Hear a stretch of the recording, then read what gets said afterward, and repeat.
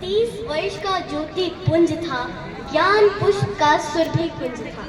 मस्तक पर अरुणिम वो रेखा, चकित रह गया जिसने देखा। जी हाँ, हम बात कर रहे हैं ज्ञान परंपरा के शिखित पुरुष नरेंद्र दत्त की, जिन्हें पूरा विश्व स्वामी विवेकानंद के नाम से जानता है, जिन्होंने पश्चिमी देशों के बड़े बड़े विद्वानों को बौना साबित कर भारत को विश्व गुरु के रूप में नई पहचान दिलाई। नमस्कार, मैं हूं अनन्या। सबसे पहले मैं आप सभी का धन्यवाद करना चाहूंगी कि आपने मुझे इस मंच से महान आध्यात्मिक गुरु स्वामी विवेकानंद जी पर अपने विचार व्यक्त करने का अवसर दिया। और साथ ही मैं स्वागत करना चाहूंगी आज के कार्यक्रम के मुख्य अतिथि श्रीमान दानवेंद्र जी, विशिष्ट अतिथि शिल्पा जी, राष्ट्रीय कार्यकारिणी सदस्य अखिल भारतीय विद्यार्थी परिषद, विशेष उपस्थिति श्रीमती अदिति ठाकुर जी और मंच पर बैठे सभी मान्य गणमान्य अतिथियों का और समारोह में उपस्थित सभी दर्शक गणों का भी मैं हार्दिक स्वागत व अभिनंदन करना चाहूंगी। उठो, जागो और तब तक मत रुको जब तक लक्ष्य ना प्राप्त हो जाए। जोश से भर देने वाली ये पंक्ति स्वामी विवेकानंद जी की ही है। स्वामी जी का सारा जीवन हमें अनुशासन, एकाग्रता, अपने लक्ष्य के प्रति समर्पण की सीख देता है। वे कहते थे कि कामयाबी ना मिले तो फिक्र मत करो, हिम्मत मत हारो, कोशिश जारी रखो, नाकामियों से सबक लेकर संघर्ष करते रहो, एक दिन जीत तुम्हारे कदमों में होगी। छोटी सी उम्र में ही वह विश्व भर में इतनी ख्याति बटोर गए जो हर युवा के लिए मिसाल है। स्वामी विवेकानंद धार्मिक आडंबरों, परंपराओं और सामाजिक कुरीतियों के सख्त खिलाफ थे। उनका मानना था कि जितना बड़ा संघर्ष होगा, जीत भी उतनी ही शानदार होगी। जो तुम सोचते हो तुम वो बन जाओगे। यदि तुम खुद को कमजोर सोचते हो तो तुम कमजोर हो जाओगे। यदि तुम खुद को ताकतवर सोचते हो तुम ताकतवर हो जाओगे। वेदों और उपनिषदों में उनकी पूरी आस्था थी। उनका मानना था कि केवल पूजा पाठ से ही धर्म संभव नहीं होता, बल्कि मनुष्यता व सत्यानिष्ठा से ही संभव है।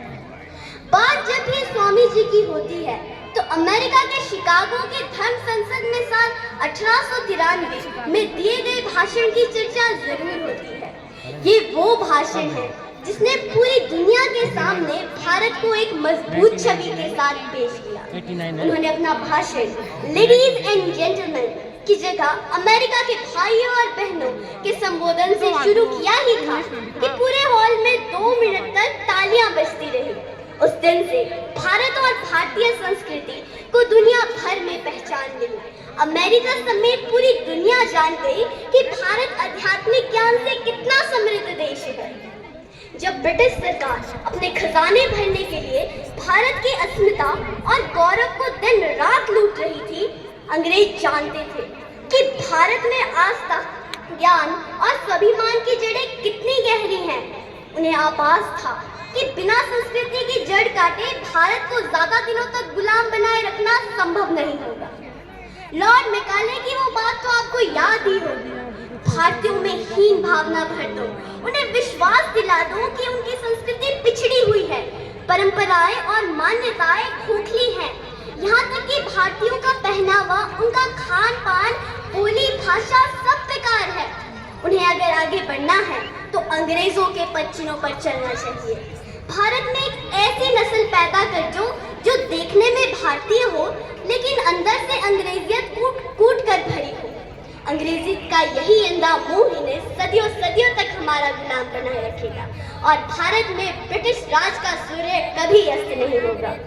स्वामी जी अंग्रेजों की चालें और उनका काला धंधा समझ चुके थे। उन्होंने उद्घोष किया, वेदों की ओर लौटो, और यहीं से ब्रिटिश कॉन्स्पिरेसी की धज्जियां उड़ना शुरू हो गई। वे कहते थे अज्ञानी होना गलत नहीं है, पर अज्ञानी बने रहना गलत है। इसलिए जागो भारतीयों, रहो चाहे जहां, लेकिन अपनी संस्कृति, अपने साहित्य और अपने महान विभूतियों पर सदैव गर्व करते रहो। यदि हम सभी स्वामी जी द्वारा दिए गए ज्ञान के एक छोटे से हिस्से को भी अपने जीवन में उतार दें तो हमें सफल होने से कोई नहीं रोक सकता।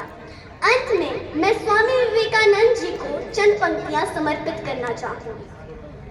हे भारत के वीर सपूतों, उठो विवेकानंद बनो, अपने भारत निज को पहचानो तुम, उठो तब तक ना रुको, लक्ष्य ना जब तक पालो तुम। हे भारत के वीर सपूतों, उठो विवेकानंद बनो, अपनी संस्कृति पहचानो तुम, क्यों उलझ गए हो पश्चिम में, वेद पुराण उपनिषद की भाषा क्या नहीं तेरे मन मंदिर में, निज भाषा निज संसार पहचानो तुम। तूफानी सन्यासी की वाणी अंतरतम में बसा लो तुम, अंतरतम में बसा लो तुम। हे भारत के वीर सपूतों, उठो विवेकानंद बनो, हे भारत के वीर सपूतों, उठो विवेकानंद बनो। आप सभी ने मुझे इतने धैर्य से सुना, इसके लिए आप सभी का हार्दिक आभार। धन्यवाद। जय हिंद, जय भारत।